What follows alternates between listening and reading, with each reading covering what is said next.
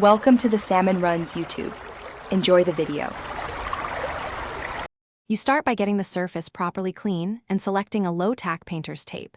This reduces adhesive residue and pulls. Once the tape is applied, burnish the edge firmly with a plastic card so paint can't slip underneath. Now seal the tape edge by painting a thin coat of the base or background color over the tape. This fills tiny gaps and bonds the tape to the surface.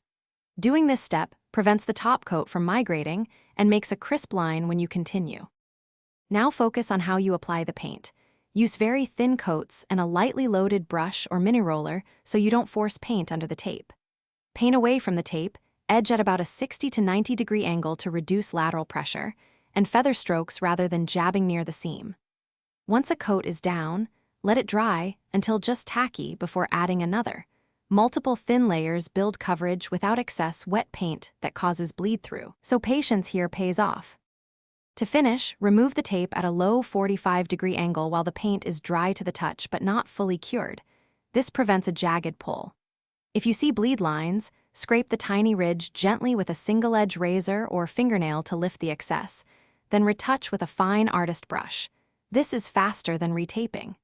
For repeated problems, sand smooth, reapply tape, and use the sealed edge trick again before repainting. That troubleshooting step fixes most stubborn bleeds. Thanks for watching. Consider subscribing if we helped you.